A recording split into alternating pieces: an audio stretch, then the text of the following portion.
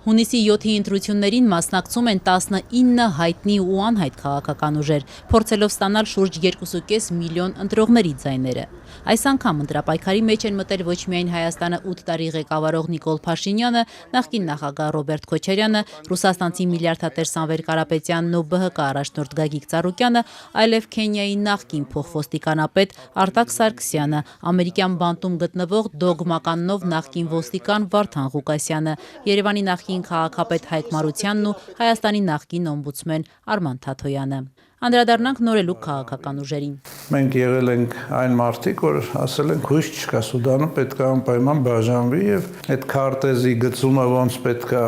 բաժանվի,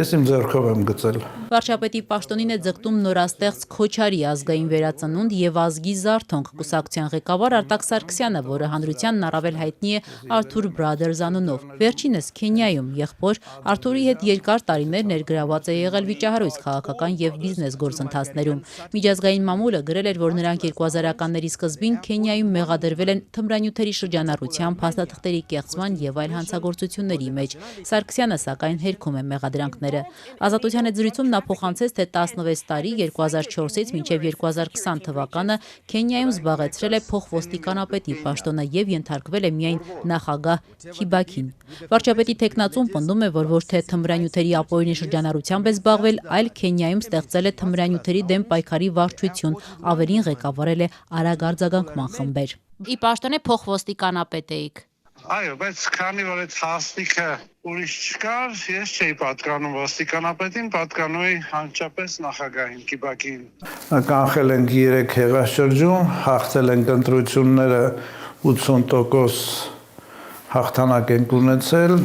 օգնել ենք հարևան բռնապետական երկրներին, որպեսզի կատարեն իշխանափոխություն։ 90-ականներից աֆրիկյան երկրներում գործունեություն ծավալած եւ 2020-ին Հայաստան վերադարձած Արտակ Սարգսյանը 2024-ին միացավ Բագրատ arczepiskopos-ի շարժմանը։ Սա այն շարժումն է, որ մենք միանում ենք Արթուրը եւ Արտակը երկու եղբայրներ, որոնք հոգով, սրտով, էությամբ, գոյությամբ մաս մաքուր հայրենիներ են։ Օրեր անց Սարգսյան եղբայրները ասֆալտին պարկեցվեցին ԱԱՑ-ի կողմից ապօրինի զենքի կասկածանքով։ Հետո արդեն մեղադրանքը փոխվեց փողերի լվացման եւ սահմանը ապօրինի հատելու հոդվածներով։ Արտակ Սարգսյանը տևական ժամանակ տնային կալանքում էր, նրա գործով նախաքննությունը դեռ շարունակվում է։ Նախկինում Քենիայի փոխոստիկանապետ, այժմ Հայաստանի վարչապետի տեխնացու Արտակ Սարգսյանը վստահ է, որ մինչև 30% ձայն կարող է ստանալ ընտրություններում, թեև չի թաքցնում ճանաչելիության խնդիր ունի։ Ձեր շանսերը ո՞նց եք գնահատում, այսինքն Շատ բարձր։ ինչքան մոտավորապես քանի տոկոս ձայն։ 30+%։ Ինչի վրա է հիմնված ձեր այդ վստահությունը։ Դե հարցումներով, սոցհարցումներով։ Բայց ձեզ ճանաչում են Հայաստանում, պարոն Սարգսյան։ Դե ունենք ճանաչելիության վրա աշխատում ենք ու աշխատելու ենք։ Իդեպ Արտակ Սարգսյանի նախընտրական ցուցակի երկրորդ համարը դեռևս 90-ականներից քաղաքագետների միության նախագահի պաշտոնը զբաղեցնող Հմայակ Հովհաննիսյանն է։ Միության եւս մի քանի անդամներ ընդգրկվել են Սարգսյանի կուսակցության ցուցակում։ Միտեղ բարի երեկո, միտեղ բարելույս, սիրելի ժողովուրդ։ Խորհրդարանական ընտրություններում առաջին անգամ վարչապետի տեխնացու է առաջադրվել շուրջ 1.5 տարի ամերիկյան բանտում գտնվող դոգմականնով հայտնի Վարդան Ղուկասյանը։ Դոգ կուսակցության նախընտրական ցուցակն իդեպ հենց նա է գլխավորում, թեև օրենքով падգամավորի տեխնացուն վերջին 4 տարում պետք է մշտապես Հայաստանում բնակվի։ Ղուկասյանը 2022-ից գտնվում է Միացյալ Նահանգներում եւ ժամանակին այդ երկիրը չլքելու եւ միգրացիոն կարգը խախտելու մեղադրանքով մինչեւ օրս կալանքի տակ է։ Վարչապետի տեխնացուն պարոն Ղուկասյանը հրապարակային հայտարարել։ Եթե Վարդան Ղուկասյանը վերջին 4 տարում չի բնակվել Հայաստանում, ապա ինչպես է հավակնում լինել падգամավորի ու նաեւ վարչապետի տեխնացու։ Դոգ կուսակցության նախընտրական ցուցակի երկրորդ համարը Լևոն Բաղդասարյանը, ով նաև Վարդան Ղուկասյանի փաստաբանն է, Ազատությանը փոխանցեց, որ քանի որ իրավական նախադեպեր եղել են իդեմս երկրորդ նախագահ Ռոբերտ Քոչարյանի եւ չորրորդ նախագահ Արմեն Սարգսյանի, ովքեր օրենքի հետ խնդիրներ ունենալով ամեն դեպքում պաշտոն են զբաղեցրել, հետեւաբար Վարդան Ղուկասյանն էլ կօգտվի այդ հնարավորությունից։ Ինչպես Բաղդասարյանն է ասում, մի բան եթե կարելի է Քոչարյանին եւ Սարգսյանին, կարելի է նաև Ղուկասյանին։ Պարոն Ղուկասյանը իրավունքի ուժով իրավունք ունի ընդգրկվելու պատգամավորների ցուցակում, ինչը որ արվել է, եւ իրավունքի ուժով կարող են վարչապետել։ Եթե դոգին կհնչգրանցի, ապա պատգամավորի տեխնացու փաստաբանն ասում է, որ որոշումը կբողոքարկեն դատարանում։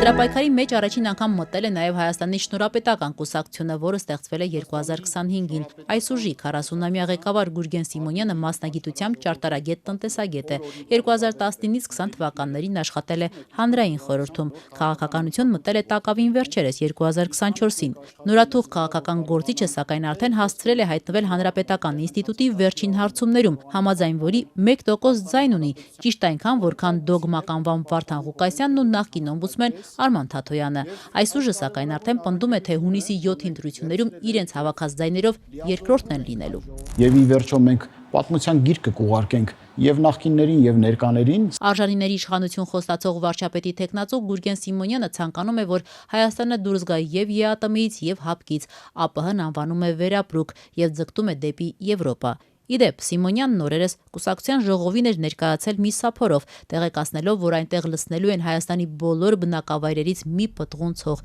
եւ այդ հողով տնկելու են միասնության ծառը։ Ընդ որում մեծ երազանքների ու մեծ հայրենիքի մասին խոսող գործիչը սափորի մեջ առաջինը լցրեց իր խոսքով մեծ հայքի 15 նահանգներից բերված հողը։ Մեծ հայքի 15 նահանգներից մի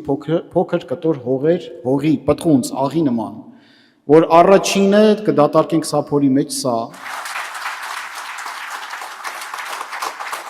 Նորելուկ ուժերի մեջ է նաև բոլորին դեմ եմ կուսակցությունը։ Նորաստեղծ այս ուժը առաջարկում է ձայն տալ իրենց, խոստանալով 100 օրվա անցումային կառավարություն ստեղծել եւ անհրաժեշտ փոփոխություններից հետո հրաժարական տալ, անցկացնելով արտահերթ խորհրդարանական ընտրություններ։ Այսինքն մեր քարոզարշավը ուղղված է լինելու այդ մարդկանց,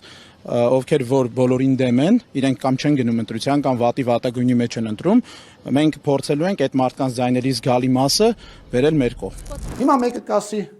լավ։ Խորհրդարանական ընտրություններին առաջին անգամ մասնակցում է նաև Երևանի նախկին քաղաքապետ Հայկ Մարությանը իր նոր ուժ կուսակցությունով։ Դեպի Եվրոպա ձգտող նախկին ԿՊ-ական Մարությանը խոստանում է չեղարկել կոռուպցիոն հանցանքների համար վաղեմության ժամկետը, արգելել օնլայն խաղատները։ Նախկին քաղաքապետը նշում է, թե իր առավելագույն ծրագիրը իշխանափոխությունն է, նվազագույնը ընդդիմափոխությունը։ Այդ մեր սկեչերի լեզվով ասած այդ բոշա փչացած համակարգը պետք է քանդել։ Երբ միացնես, որ ժամին պարլամենտի լսումների որ օրը միացնես, հենց միացնես մեկը մյուսին ասում է բոշա ինի փչացած։ Փչացած, բոշա, փչացած, բոշա,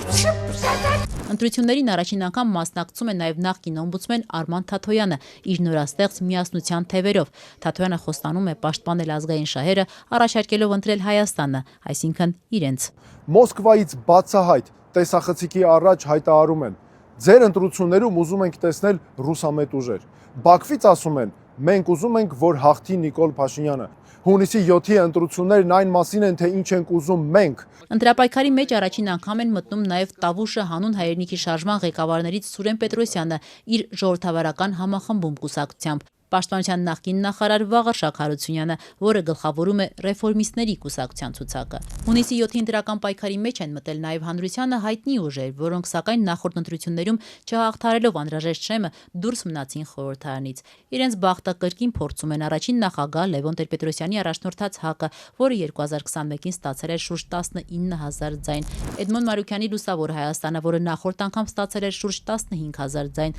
Արամ Սարգսյանի Հանրապետությունը, որը կրկին դուրս էր մնացել խորհրդարանից հավաքելով 38000 ձայն։ Ազգային ժողովրդավարական բևեռը, որը ստացել էր 18000 ձայն։ Իդեպ այս ուժի վարչապետի տեխնացուն անազատության մեջ գտնվող Սասնա Ծռեր զինված խմբի անդամ Վարուժան Ավետիսյանն է։